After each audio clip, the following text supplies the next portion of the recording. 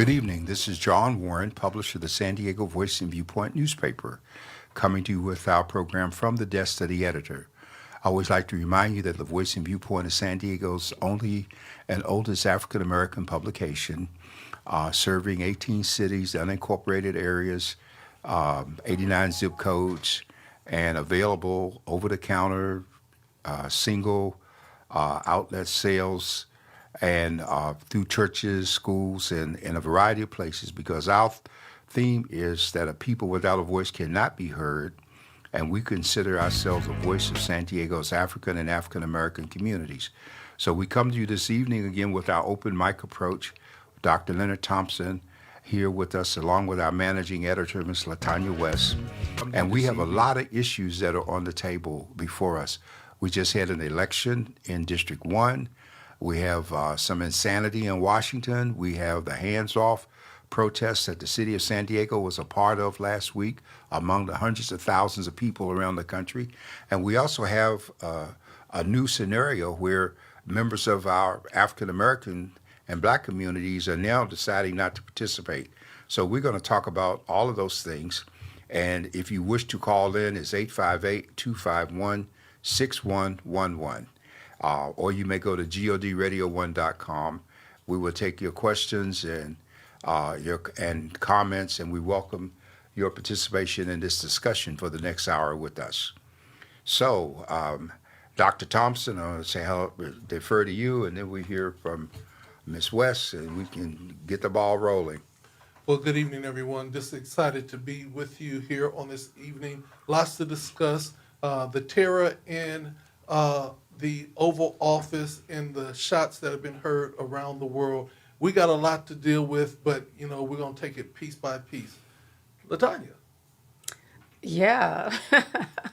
A lot going on. So much we can talk about. All I can say is we all need to take a deep breath and just get ready for the next piece of news that's coming, and just be ready for whatever kind of strategies we need to have to counteract and resist, as they say.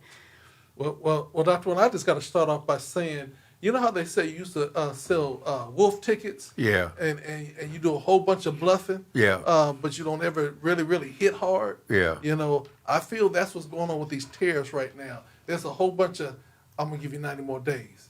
Cross over this line. I'm going to give you 90 more days. So what do you see is really going on with this tariff thing? Well, it's gone beyond that today, okay?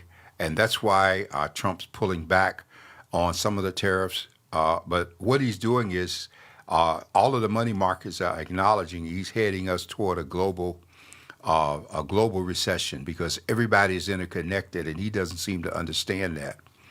And the media is talking about the Trump mentality. And he was only on the news today talking about how all these people were calling him and trying to kiss his A and, like keep calling and do some more and the whole bit. The market went down. He told people, tweeted this morning, now's the time to buy. Then he pulled back. The market shot back up. You can't play with that scenario the way he's doing. And I think it's good because I saw some farmers on, they were talking about their hardships, and all I could think of looking at them was, well, you voted for him. And all of y'all that voted for him thought that he was the answer to get rid of all of your minority issues, to get rid of your blacks and your immigrants and your Asians and Latinos and all these people that you feel like is kind of crowding your world. And now you get more than that, because what you did was you sacrificed democracy for your own personal racism thinking. And let's redefine what racism is. Racism is a preconceived definition or opinion on a people or person or a nation that tells you that because of how they look or who they are, you assume you are automatically better than them without knowing them. You ignore equality. You ignore the words in our documents that say, we the people. You ignore the fact that the Statue of Liberty in the harbor of New York says, give me your tides, you're weary, longing to be free. And you're saying, we're going to cherry pick who those are that come here. And so this is a very serious time. The only thing that Trump understands is money. And today he got big pushback from major financial interests, because when the stock market falls, America is over. He hasn't caught on to that yet. And so this is serious stuff. And that's why we built in some checks and balances with the market because of the things that we're looking at. So far, people have lost over $60 trillion in value. Now, and that it affects pensions and 401ks and a whole bit. So how do we help people understand that? I think, Dr. Warren, that is really a setup. I believe that the good old boy system were warned that this is what's going to happen. Pull your money, and then let's drive the stock market all the way down to the brink, and then buy low, and then we'll then raise the tariffs, and then you'll make millions and millions of dollars on buying low. And that's what he tried to pull today. Now's the time to buy. I really believe that there were people set waiting for this to happen so that they could buy low. Well, let me give you a further observation, because a lot of people don't realize this, that the American dollar is tied to the Japanese yen. And while he was making these announcements, things were happening in Japan with the yen. The strange thing about the yen and the dollar is that when the dollar is up, the yen is down. When the yen is up, the dollar is down. And we can't afford to play this seesaw game with Japan, even though we are increased the tariffs on China up to 125%. And China in return has pulled back on the whole TikTok thing, because they know if they pull TikTok, there's 170 or 80 million Americans that go in the free fall in terms of losing money and business because of the extent to which they're tied in. So this Japanese thing today, and they don't want to mention it, but if you look very closely, the activity in Japan was very much connected to him pulling back on the tariffs, trying to give more days. Well, you can only do the yo-yo so many times. And so people are not going to, they're just going to use that time to freeze. And when they freeze and they hold, the economy still drops. And so everybody is feeling it. Here in San Diego, we're feeling it as some of our local entities in the healthcare area have had monies that they think they're losing, they're not sure. It's estimated that the state of California Department of Health and Human Services just had $800 million pulled back in terms of federal dollars. And so they're pulling the dollars. They're messing with Social Security, which is a lifeline, the umbilical cord to the elderly and the disadvantaged and all those people. And so I have a very powerful editorial this week. And my editorial deals with what Democrats must do now other than just talking. Cory Booker did a nice 25-hour thing.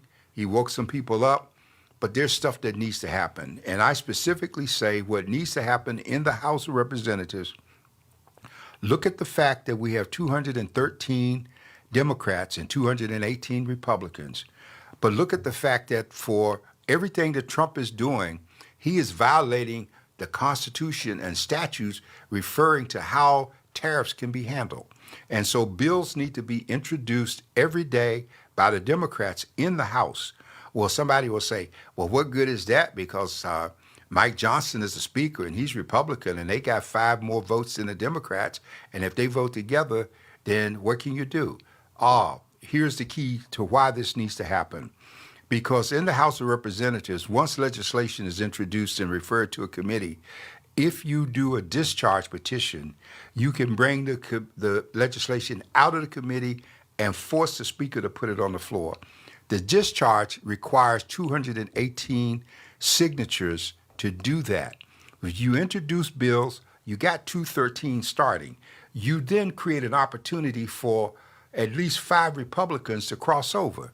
Meanwhile, you need to get back to your relationship with your local community press so that we are doing the right kind of stories, because it's not going to happen on mainstream media. And we need to put the stories out there and feed what's taking place with the hands off, so that now hands off is hands off of our Social Security and retirement and all these other things. But it's got to be hands-on in terms of voter registration and picking people for each Republican district. In California, there are 12 Republican seats. We ought to have 12 campaigns developing.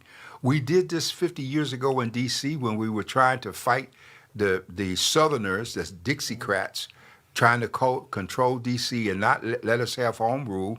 We went into their districts and we organized people against them, and we poured money in and we unseated them, and we broke that chokehold. So this is what the Democrats need to do now. Stop being polite, stop being cerebral, and get down to the nitty-gritty and bring it home to us. I got to take another moment with this, though, because I'm very disturbed that this past week we covered the hands-on here. Hands off. My son covered it in great detail. It's online. It's front page in the paper this week. The interviews and the whole bit. The most disturbing thing to me about it was the black folks saying, well, we did Black Lives Matter and they didn't come out, and so we're not coming out. First of all, that's a lie from the pit of hell. If you go back and look at the footage of Black Lives Matter, in most of those demonstrations, there were more white people involved than there were black people. And around the world, there were white people involved in those protests. So that's number one, that's a fallacy.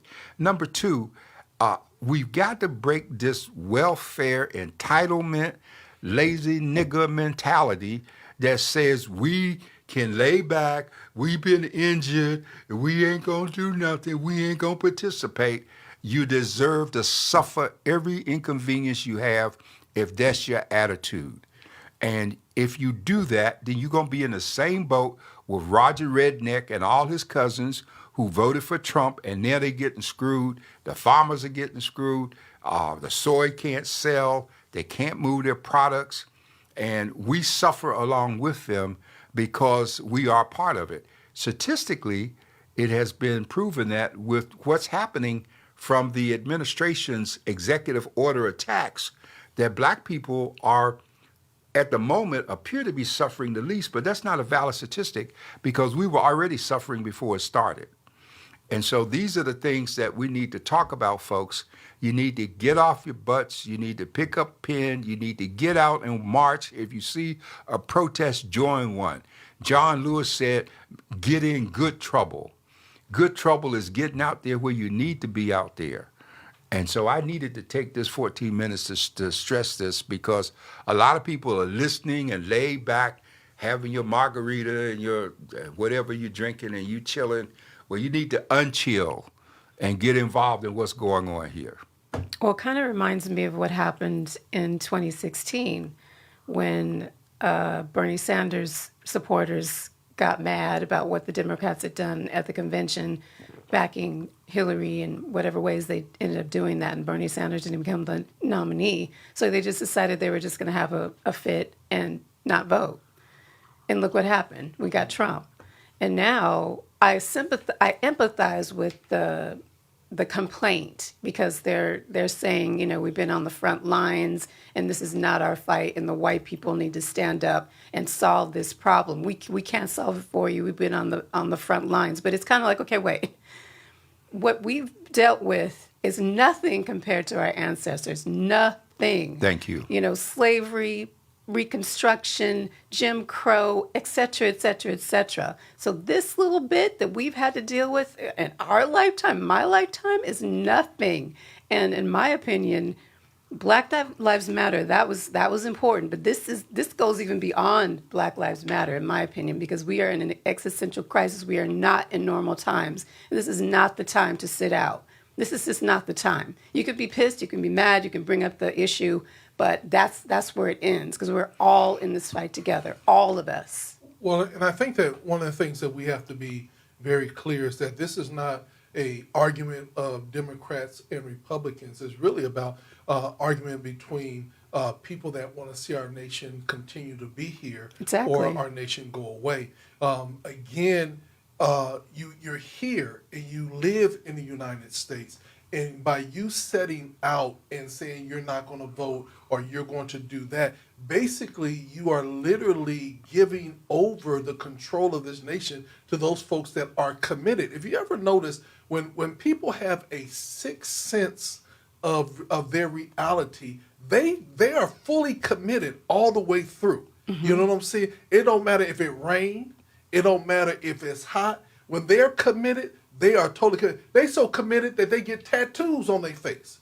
Yeah. That's how committed they are. We cannot be fair weather in our commitment. When we see wrong, we have to stand up against wrong and make sure that we turn wrong into right. Now, here's the thing.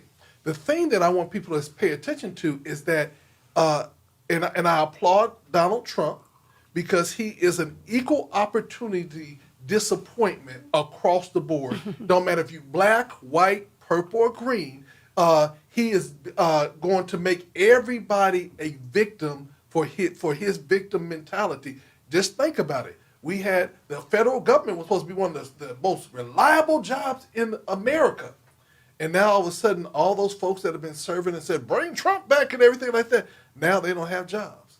And so now they looking at it, and y'all got to bear with me, but, I know some of those folks is looking for them. They just said, just let me get close enough. Let me get close enough because we got some things that we got to say and we got to do.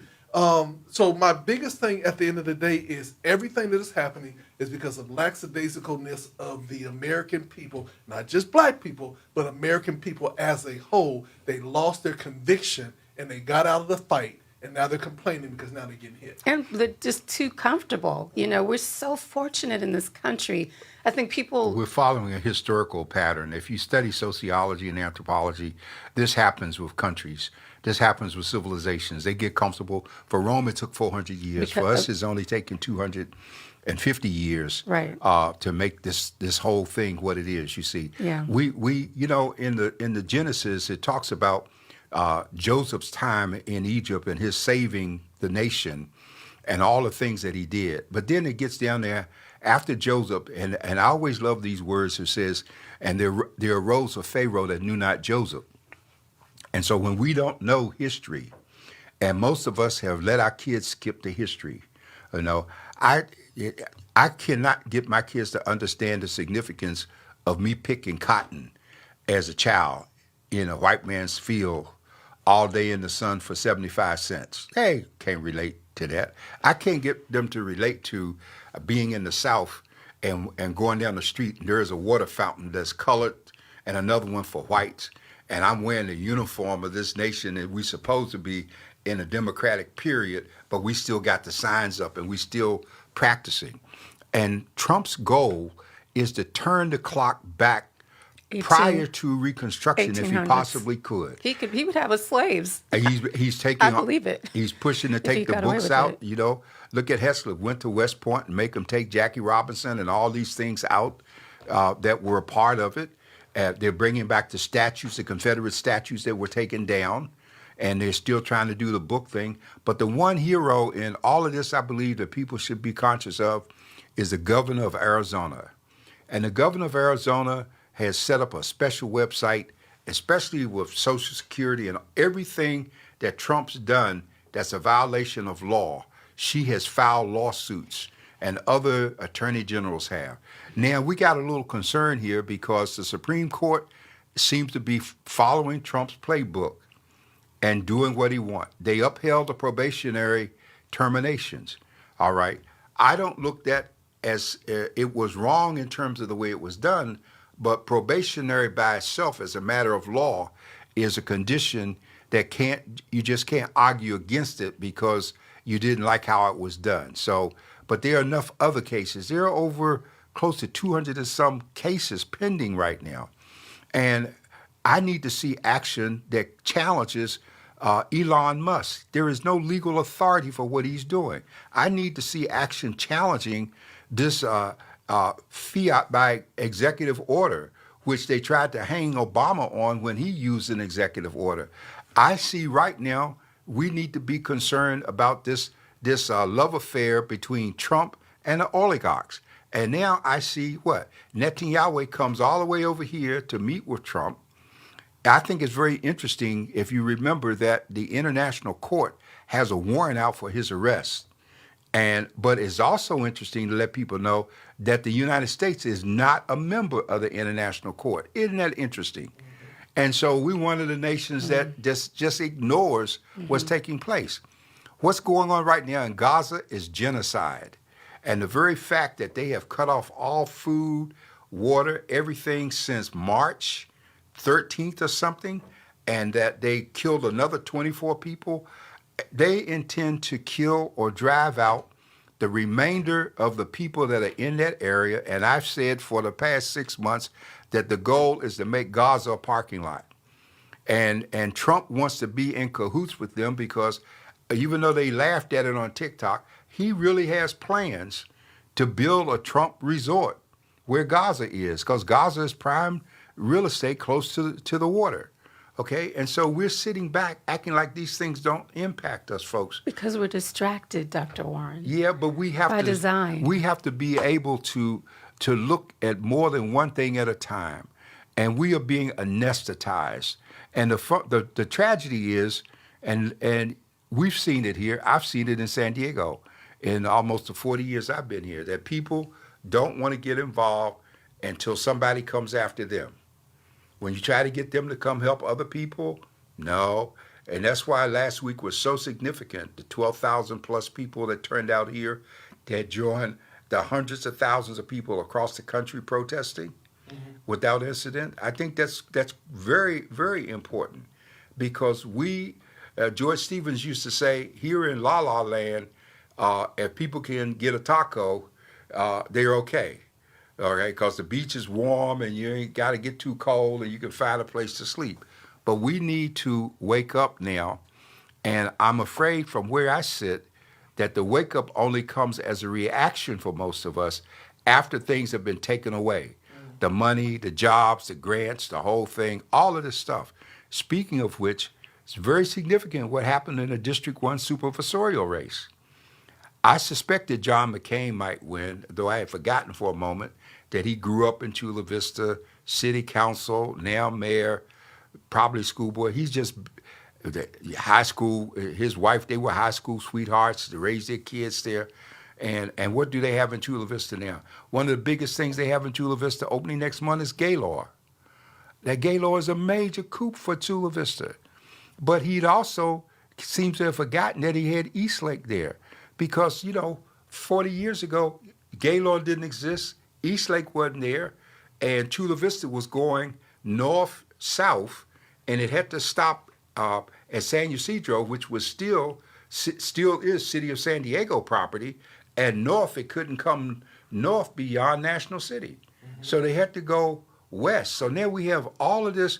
What means is that 3 Republican males are going to end up controlling the Board of Supervisors. What's his name from North County?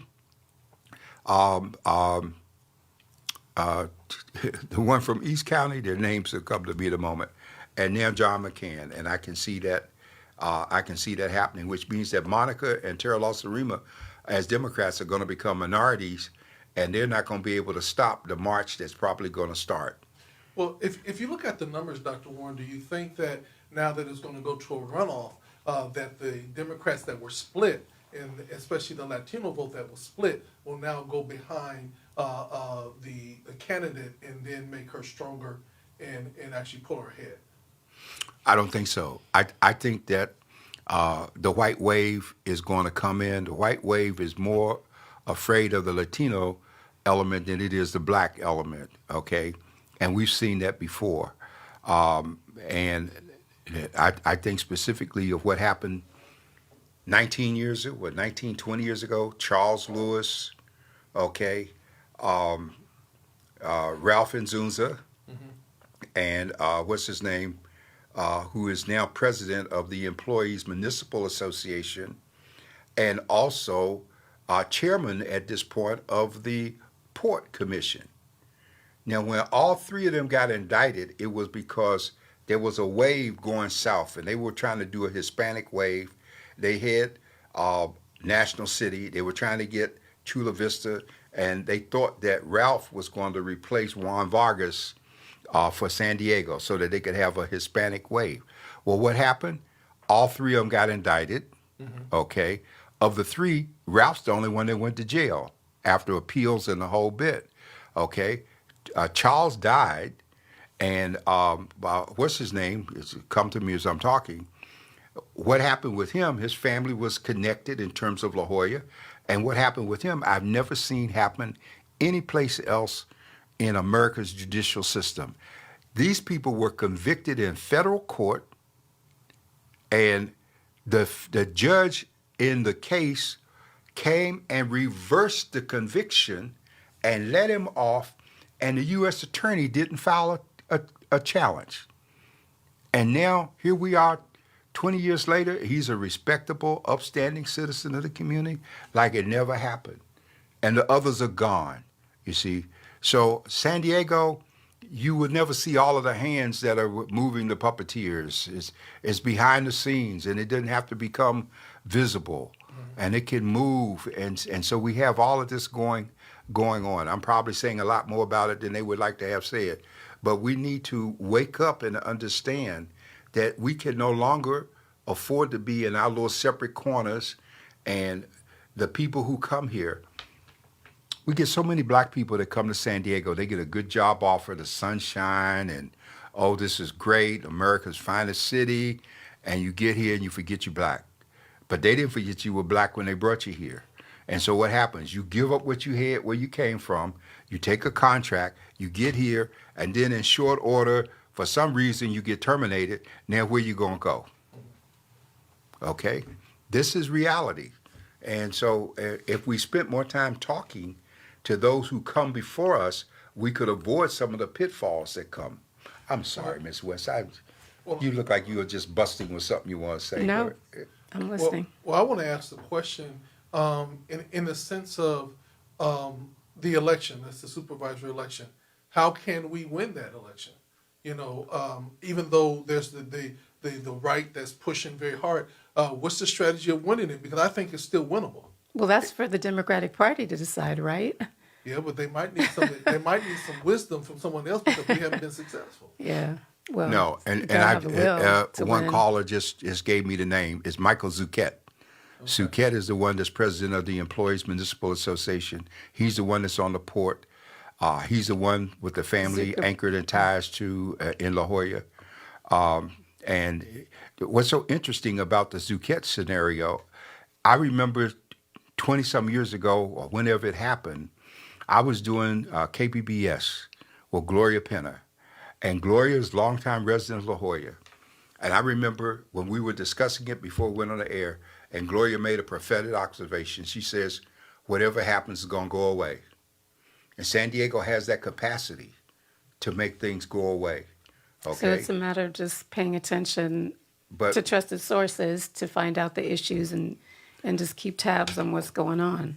Well, you know, even labor to a large extent was fixed. I mean, I thank God for people like Doug Moore who came and helped elevate things in terms of United Domestic Workers. But at the same time, I don't forget those people who set up the UDW, you know, who text me that name, Sister Maxwell, you know what I'm trying to think of, because they're still honoring him at UDW as one of the founding members. He and Kahora, what's her name, Mahari, they were the founders of nobody heard of such a thing as a domestic union. And I can tell you, I was on the Hill as a labor issue when the discussion was made as to whether or not domestics working in a home should get Social Security paid along with their salaries. And these old white congressmen, conservatives, they fought this thing tooth and nail because their wives didn't want that. And yet these people were doing a job, they were working, and they were paying taxes according to the IRS code in terms of what constitutes income.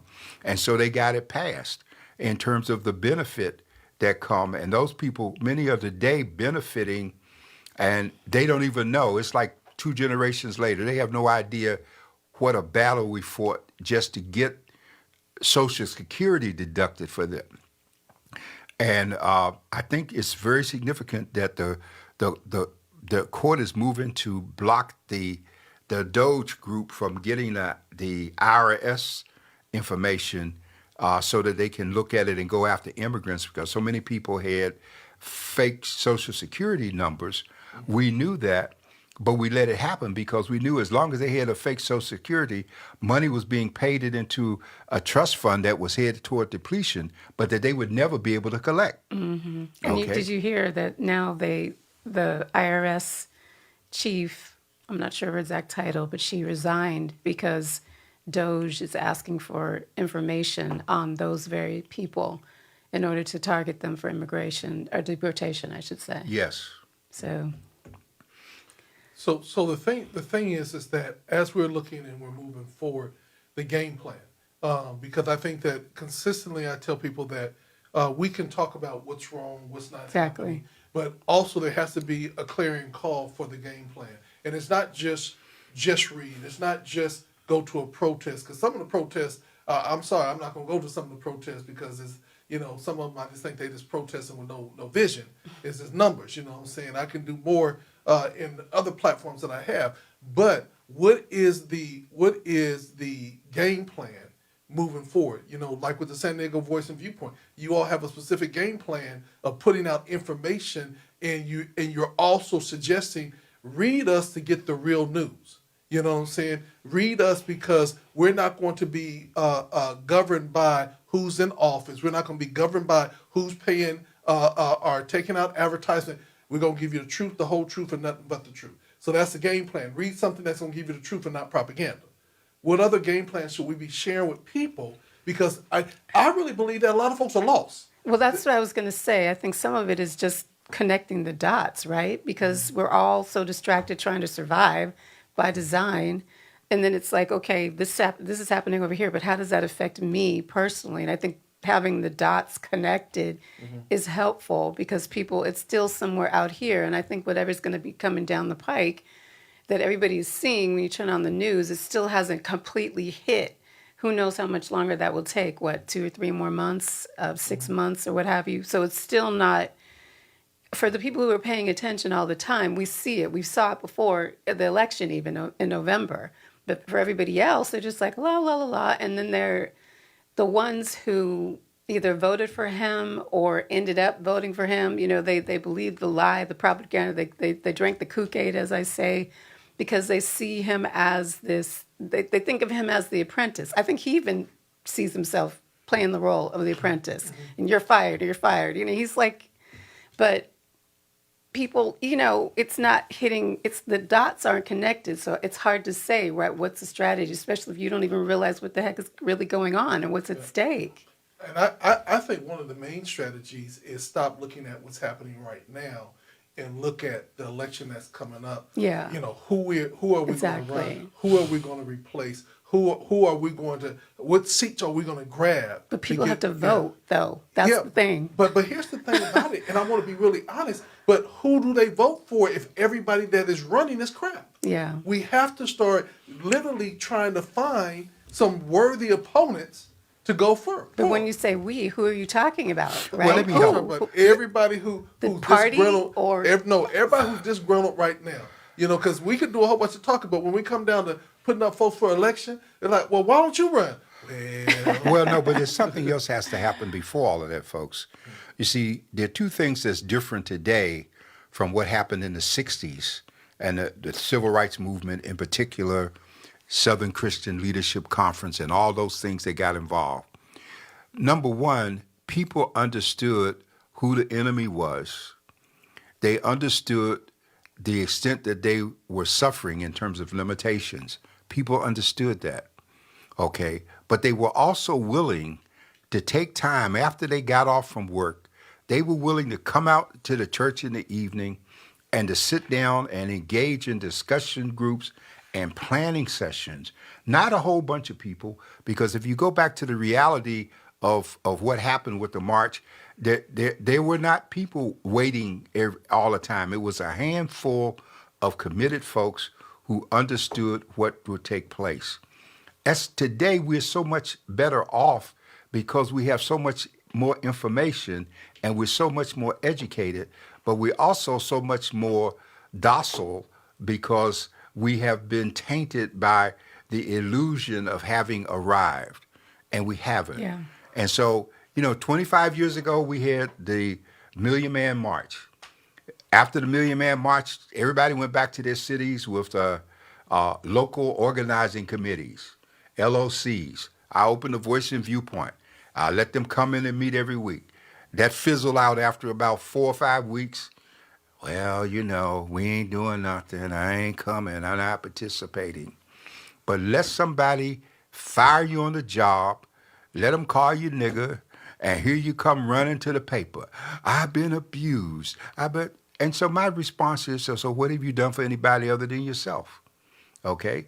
Because remember that old adage, when they came for so-and-so, I didn't do anything, and I didn't do anything. Then when they came for me, there was nobody there. And so what is taking place right now, straight out of the historical playbook, Donald Trump is both Julius Caesar and Hitler rolled into one. He's a combination of them. And why do I say that? You got to study history. If you study what Julius Caesar did, it was Caesar's advantage to maintain a national emergency, because under the rules of the Senate, if there was an emergency, then the power of the Senate was converted to the Caesar, but the Caesar could only hold that power for 6 months at a time. Trump declared an emergency when he's deporting people. What we really ought to be looking at is, if we have a deal with San Salvador, how long is it going to be before American citizens start disappearing off our streets, just like they did in South America, in Latin America, when all of those coups took place and folks vanished? How long before that happens? Are we going to get these people back who are over there? See, we can't ignore them. And what's happened look at the Haitians. We're not paying attention to them.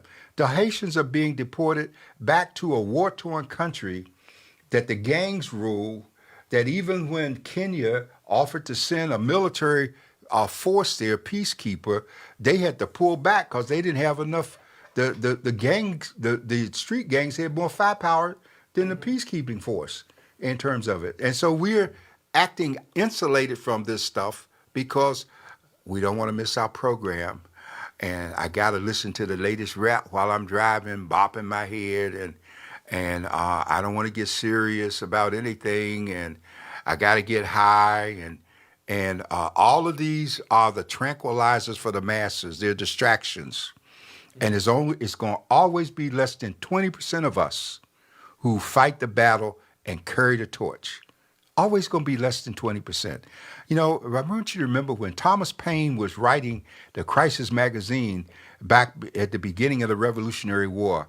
I always remember he said these words which resonate even today. He said, "The summer soldier and sunshine patriot will soon vanish from the surface of our country, but he who endures until the end deserves the love and respect of all mankind." Are we in a season now of summer soldiers? We need to be out there. We question the marches, Brother Thompson and Latanya, but we also participate, and we listen, and we learn, and we get educated to what's going on.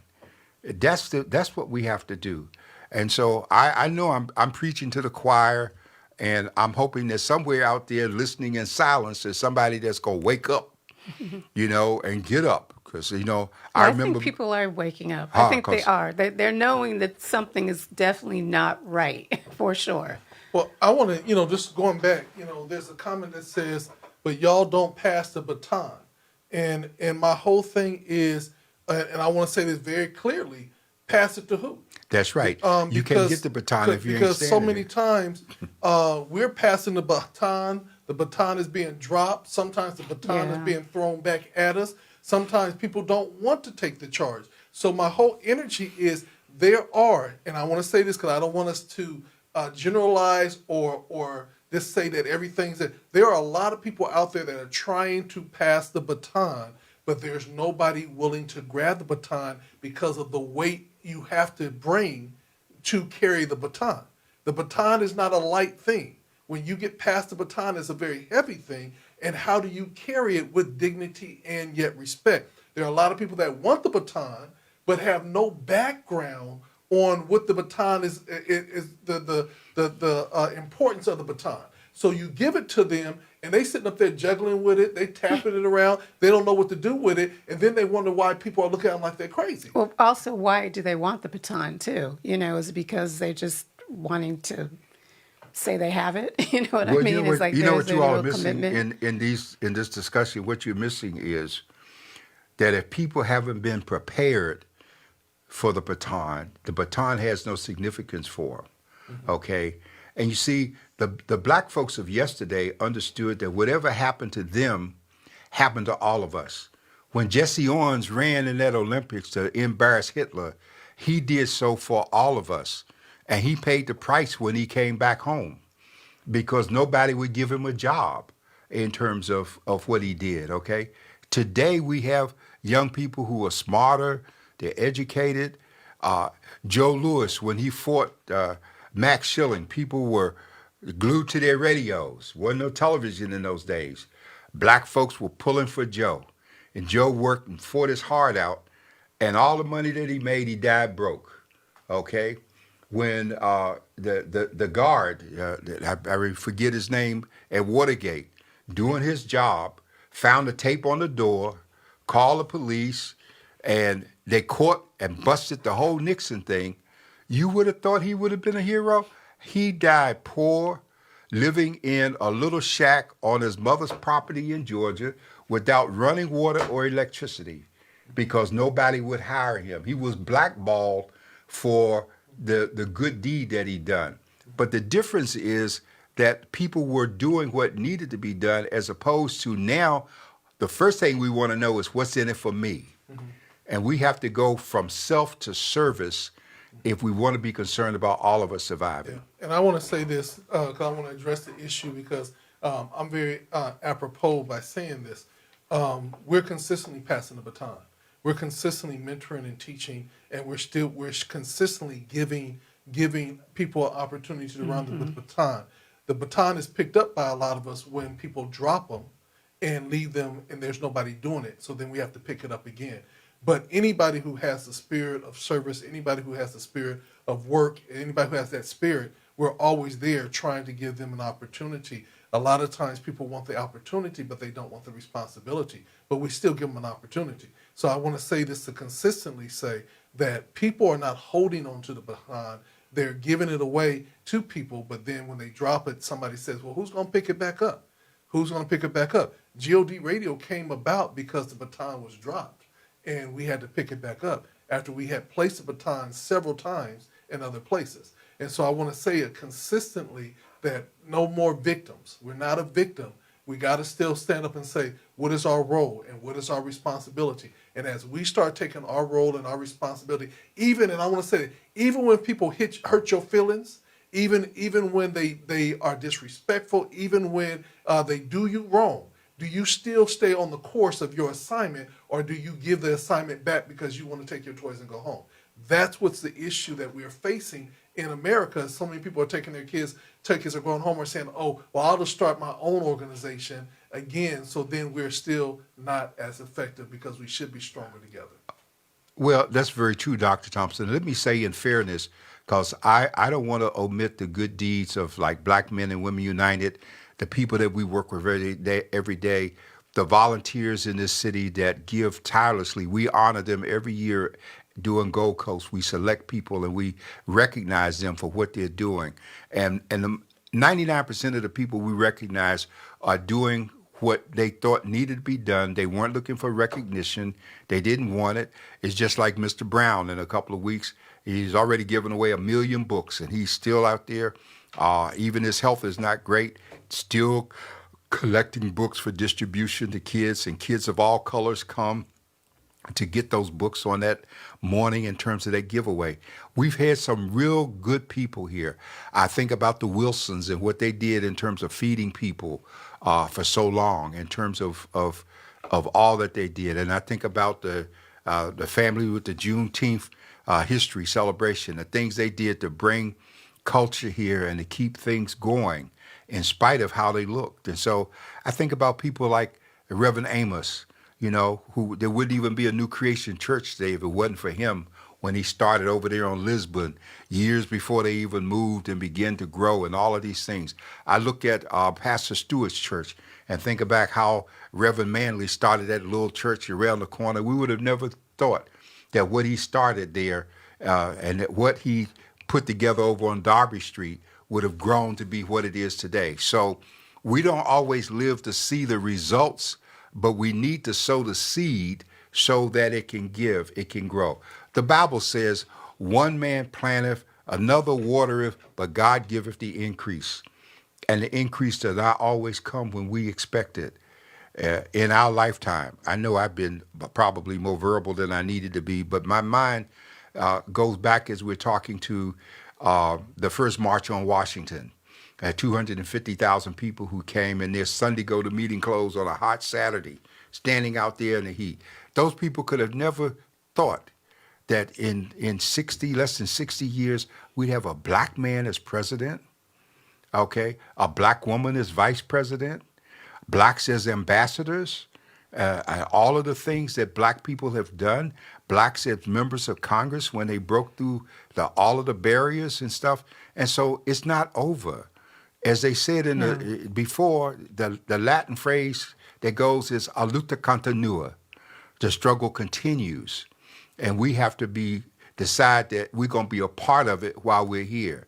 We don't need to die and have people try to figure out, well, what can we say nice about them? Well, they played a good hand of cards and they fish well, and we used to play dominoes. Nobody interested in that. What did you do for somebody else? And I think we have to acknowledge the young people who are doing things now. It's not like they're not there. We need to elevate them and encourage them so that they can keep going and hopefully be ready to take that baton and run with it when the time comes. Because it's not like there's a dearth necessarily of young people. It's just we don't necessarily know them or know who they are all the time, or we don't acknowledge them. And, they're kind of here and there and, but they are there. We are reaching out to young people. I agree, Latanya, and you do a major job of reaching out to them. You spend a lot of time trying to get interns, talking to the community colleges and the universities, and trying to let people understand the benefit of what we want to do. But what we have to understand about the way the country has been set up, civics was never intended to teach people community involvement. And I've always said that we have the people who come here for citizenship, they end up knowing more about our government by the time they raise their hand than the people born here. Well, like I keep saying, it is by design to a degree, because of citizenry that's not informed, you can manipulate them a lot easier than a citizenry that is informed. Yeah. So there's that. Well, and also, though, I think it's also just the way the country has been going. I mean, just in our lifetimes, Dr. Thompson, things have changed. I mean, we're the last generation that had like 3, national channels, and everybody was kind of tapped into the same thing. We had the neighborhoods where adults looked out for the children, even if they weren't their own. And you knew when you went outside, if there was adult around, somehow, if you were acting up, that would get back to your family. That we were the last generation that had TV going off at midnight, Sunday, what was it? Disney, World of Disney, standards. Wow, Kingdom. Yeah, standards. You could turn on the TV and you wouldn't have to worry about your kids watching something that they didn't have any business watching. There were some standards. There was still some semblance of caring for children and family values and whatnot. And that just has gone to pot in the time that I have become an adult in this country. So there's that we're fighting against too. And everything's so fragmented with social media, and it's just so much that we didn't have to deal with. And but we know those things and we hear them, and I know at the Voice and Viewpoint, we're dealing with it every day. We're on every media platform. We're doing stuff in their own language and with their own age group, and we're trying to reach them. Because the kind of things that you're talking about, Latanya, are very real, but those are things that you really can't, for some reason where we are now, we just can't pass it on to them by telling them about it. Telling them about what was Absolutely. and what we're about to lose, okay? Yes.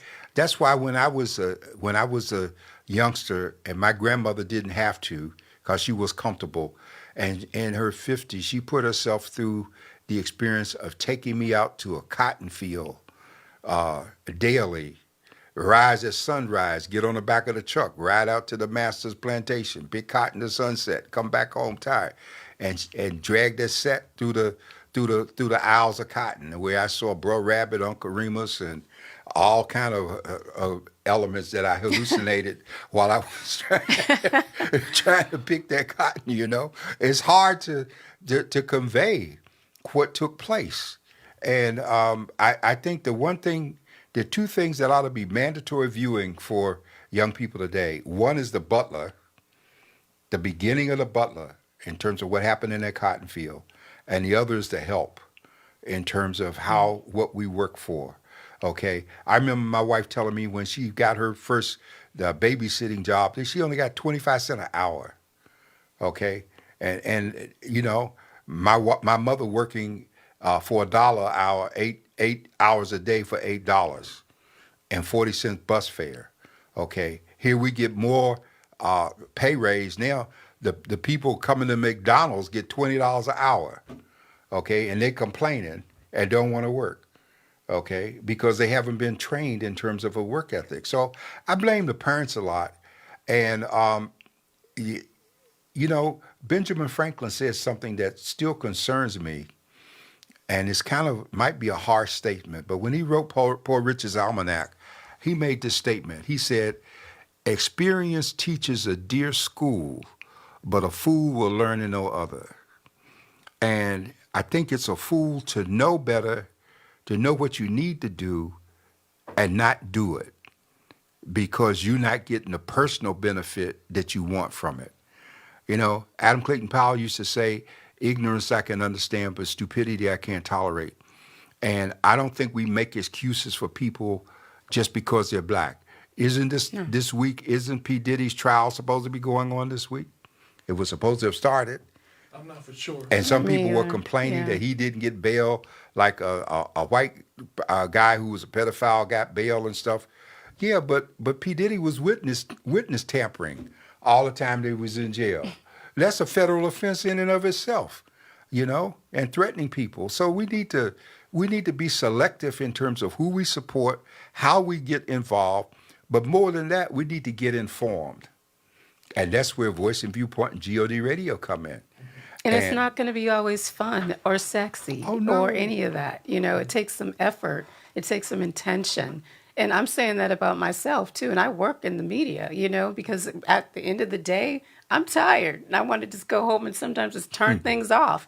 But I know, especially, again, these are not normal times. And a lot of the things that are going to be happening and decisions that are going to be made, protests, resistance, Trump, all of that is going to determine a lot about what happens to the future of this country. So I don't have the luxury, none of us have the luxury of just sitting back and just going, okay, I'm just not going to deal with the news right now. I just can't deal with it. No. Or I don't have time to learn the issues. No, we can't do that. It's just not possible. Well, let me give you a good example of this. The last time the mayor sat in this seat, and we talked about housing here, and we talked about the vacancies and the number of vacancies and how people are writing it off. Okay, he kind of alluded to something that didn't get developed. He alluded to perhaps there needed to be a tax placed on the properties that are kept vacant for X number of days or months, okay? Now, what's the significance of that? We can say, well, I'm not homeless, but yet we know that, basic rents, it costs you at least $5,000 to relocate and all of these things that are going on here. So what do we see? We are in a county, 1.3 million in the city, 3 million in the county, San Diego, I think, maybe a little more. But we're in a county where 49% of the people who live here are renters. But I bet you that 49% don't vote. Now, if that 49% voted, they would be able to impact who sits on the city council, and we would get a lot further than just a tenant occupancy provision that's all watered down and weak and not what it should be. We're still complaining about the homelessness growing, but we're not dealing with the cause. And the cause is the landlords and the rents. I think, though, people don't necessarily know, or they may feel disenfranchised because what do? And then there may be an effort to do something, it gets knocked down for whatever reason, or it doesn't work out, or I feel like I can speak for the people who just don't know what to do, or they just are disheartened because of what they've seen happenings. And that's where I feel the media, our media, can connect the dots, because even the mainstream media, they leave a lot out. They leave a lot out, or they just tell a piece of it and they don't connect it so people can get it, and really break it down to where this is how this is going to affect you. And I would just say, in terms of what to do, look at the organizations who are putting on the protests. Look at the people who, and we're still trying to figure it out, but I think it's Indivisible and some others who put on those protests, and find those local organizations here in San Diego and check them out. Go to some of the meetings, Well, figure out what they're about. I want mainstream media to keep doing exactly what it's doing, because it leaves a space for us. All right? So Yeah. please, mainstream, just keep on ignoring the facts while we print the facts. But it's important for people to know that they're not fully reporting the facts. Well, They don't will, always, you they don't will always know that. realize that. When they read what we write and they notice they didn't see it, that they will know. Yeah. That they will know the difference, and that's important. We're the trusted messenger, okay? And so And that's a fact. Dr. Warren is not just saying that. It's a step up documented and fact. be involved. I mean, we put the information out there not just once a week now. How many times a week is News Bite? 3 times. 3 times a week? Plus online. We have our Online, website. every channel, we're there. We're doing it. Okay, Leonard, you're doing it. GOD Radio, and the two of us should have the highest ratings in the city in terms of our people participating and questioning folks who are not doing business with us that they're doing business with. So we just can't be out there supporting a selective buying campaign and not trying to help our own, because we are the ones that employ people. We give jobs to folks locally, which is very important. And so with that being said, the message for this evening is to get engaged. Do not sit on the sideline. If you don't know, ask the question, do your research. But sitting on the sideline and not doing anything will never get us ahead. As a people, we have always been active. We've always given our time. And so we want to encourage each and every one of you all. Please don't sit on the sideline. This is a time to be vocal, to be active, and to learn. And let's not be the victim, but let's be the victor in all that we do. With that being said, this is from the desk of the editor. Any final words? I was just going to say, absolutely, we are not victims. Our legacy is not victimhood. And that narrative of us being victims has been put out there, a false narrative about our history, because that is not who we are. It's never been who we are. And that's what we need to remember. I'm going to let Miss West have the last word, because she's just so eloquent. All right. With that being said, this is from the desk of the editor with Dr. John Warren and Miss Latanya West. You all be blessed. Have an amazing week. God said the same. We'll see you next week right here on GODRadio1.com.